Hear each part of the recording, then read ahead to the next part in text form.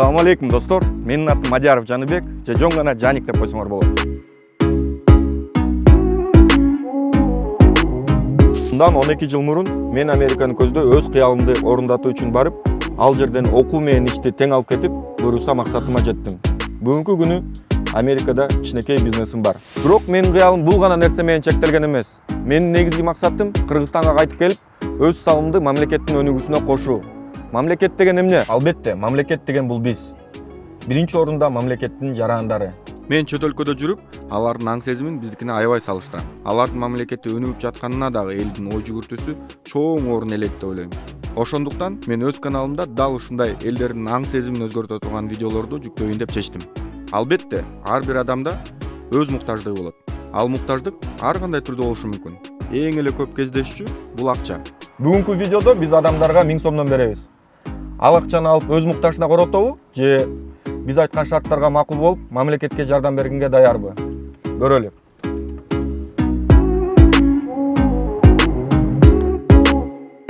Мынакей достор, Бишкектин так ортосундабыз азыр. Анда эмесе экспериментти баштайлы. Эки сөзгө болобу? Да, конечно. Атыңар ким болот? Нурмухамед. Нурмухамед, Жаныбек. Очень Приятно. приятно. Давайте начнем с того, что я вам 1000 сомов дам. Просто так. Как вам такое? Приятно. Приятно? Можете положить в карман даже. Это ваши деньги. Ожидали утром, что получите 1000 сомов? Нет, не ожидал. Не ожидали? Да. Классно, да? Приятно. Да. На что потратите? На экзамен просто. Экзамен? То есть подкупать будете или что? Да. Да, хорош. Вы что такие студенты себя пошли? Кому-то помочь, допустим, государству на эти деньги. Ну зачем? Ну, наше государство богатое. Депутаты сами кушают они наши деньги.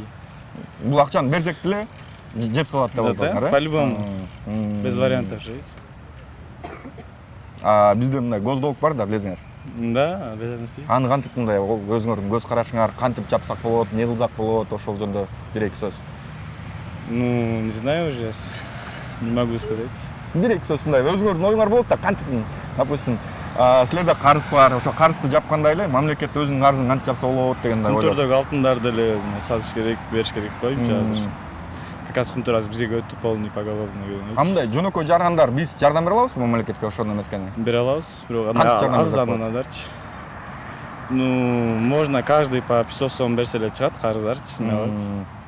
Сиз ушу 1000 сомду мамлекетке бере албайсыңар? Азыр бере албайм. Экзамен уже английскийден. Всё. Деньги ваши. Спасибо большое.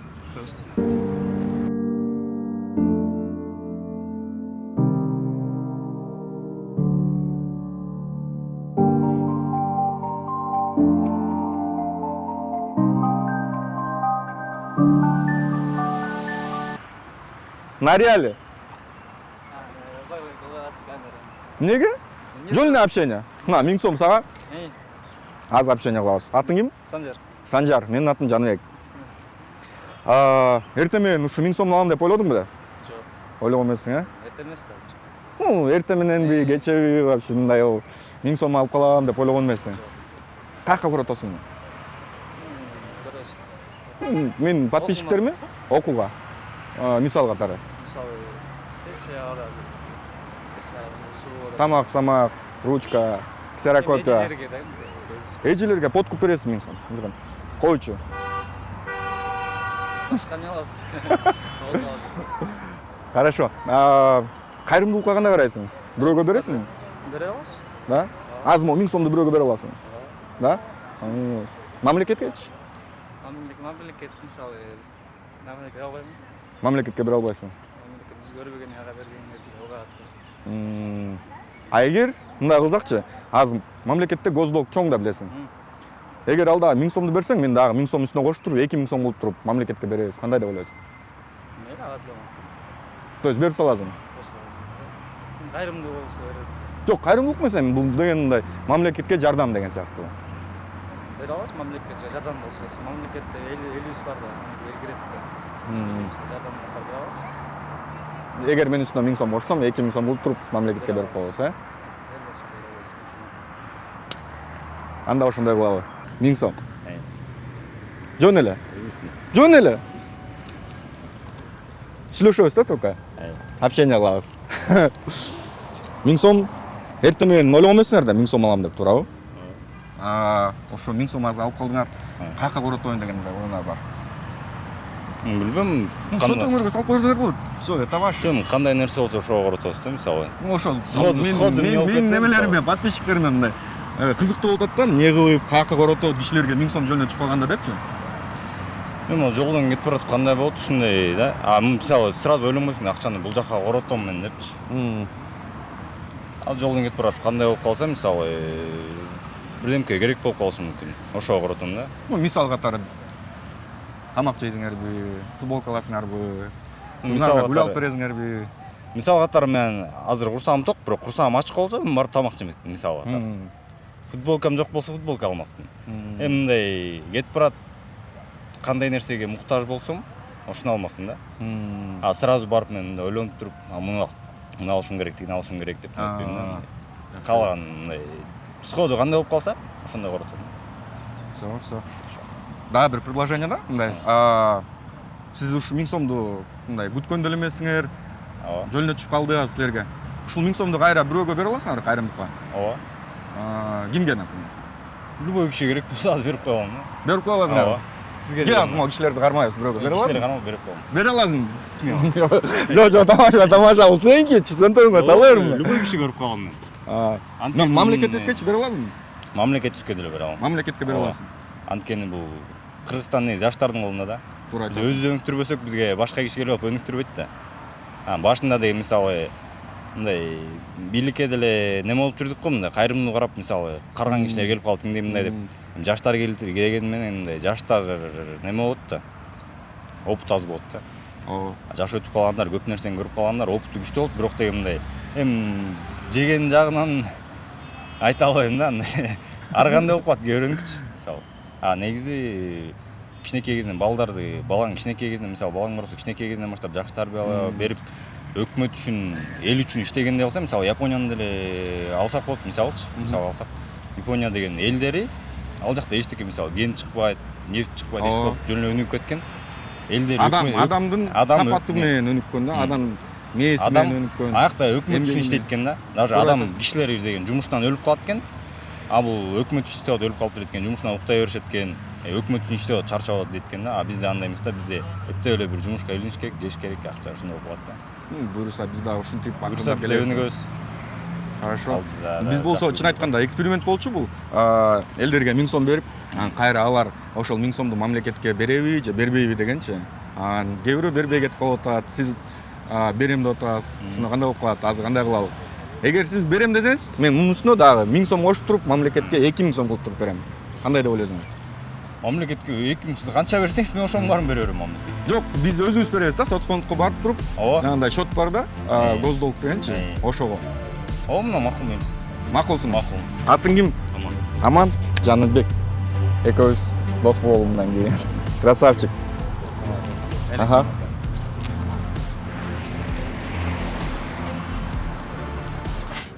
На копейку положу, наверное. Копилку? Да. И все. Да. Так неинтересно. Я думал, пойдете веселиться как-то еще. Нет, не знаю. Да? А как вы смотрите на благотворительность? Кому-нибудь может дать? Я бы хотела чем помогать. А? Я бы хотела помочь людям. То есть эти 1000 сомов вы могли бы дать кому-то помочь? Да. Как насчет того, чтобы помочь государству? Это тоже. Тоже можно? Да. То есть вы сейчас согласны дать эти деньги в помощь государству? Ну. Какой вы прекрасный человек. Давайте так сделаем. Если вы дадите эти 1000 сомов, я сверху еще 1000 сомов добавлю, и на 2000 сомов поможем нашему государству. Давайте. Как вы смотрите на это? Отлично. Давайте. Только запишем ваши имена вот человеку, хорошо? Хорошо. Спасибо большое. Есть счет, в который можно просто положить деньги, и эти деньги пойдут на погашение госдолга. Вы правда думаете, что это будет так? Да. Потому что когда этого были, все чиновники сбежали, как всегда, все такое. Ну, Всё сейчас скоро другие приедет. времена, возможно, они исправились. Ну, не думаю. Да? Если честно, То есть пока вы не что- готовы дать эти деньги государству? Пока что нет. Да? Пока что государство не дает нам такой возможности, чтобы мы им отдавали просто так деньги. А что государство должно делать, чтобы вы просто так отдавали деньги? Ну, допустим... Сейчас, ну, подожди.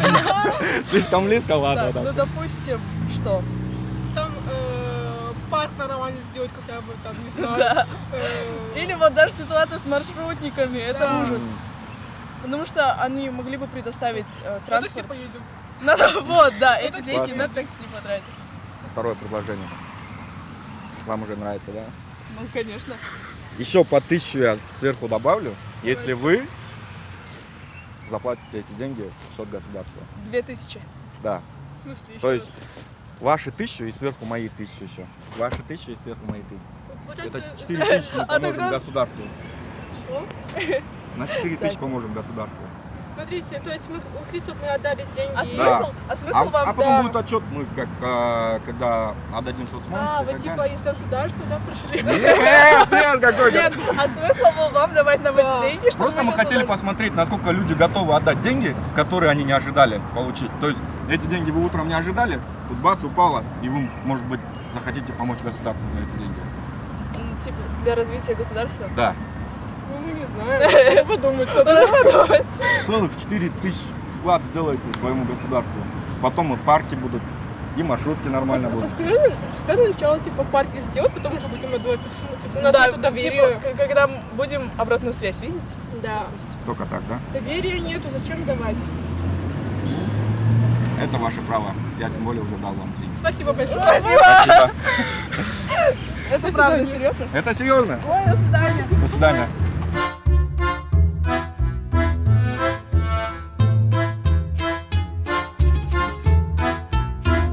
Теперь вопрос такой серьезный.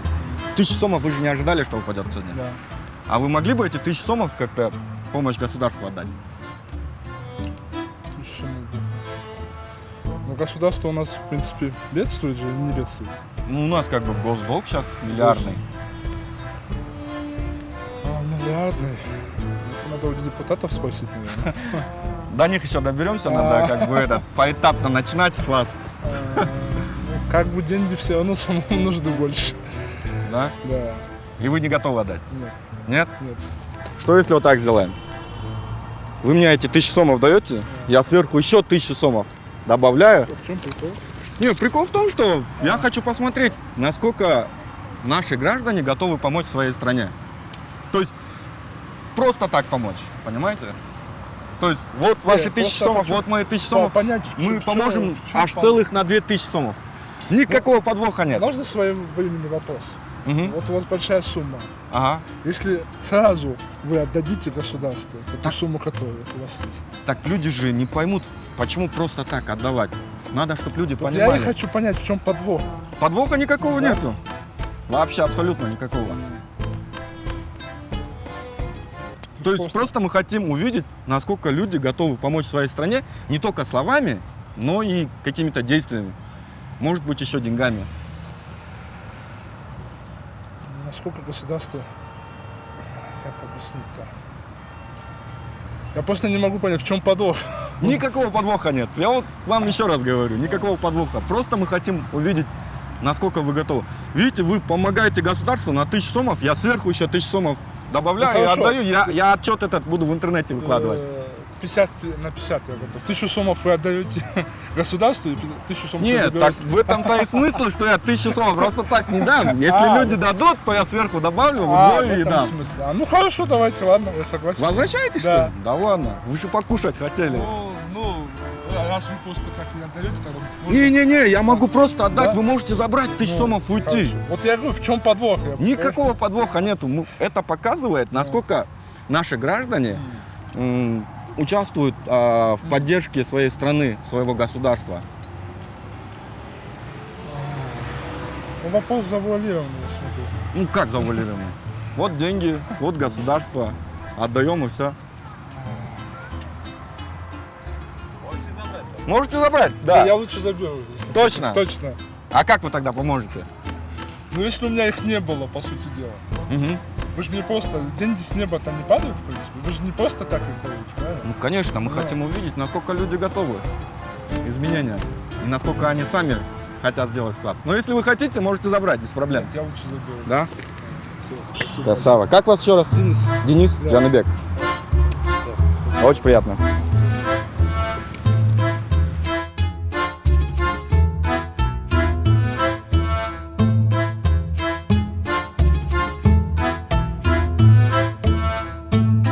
Эми баягы жерден таап алсаң дагы 3 жолу сурайт го кимдики деп.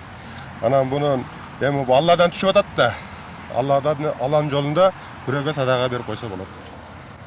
Мамлекетке кандай карайсыз? Мамлекетке берсек. Мамлекетке эми биринчиден мамлекетке эле берсе болот. Бирок мамлекетте эми ишенич жок болуп атат да. Түшпөй калабы деп. Себеби баягында дагы 109 миллион жок болуп кетти, эсеби жок. Азырында Ача судагы. шот ачылганда, мамлекеттин көз долгун жабы боюнчачы. Ошол жакка берсек, бул акча дарегин таап барат. Дарегин табабы? Табат. Ошол вопрос да. Чоң вопрос, бирок азыркы 30 жылда эми азыркы Садыр Жапаровго ишенсе болот.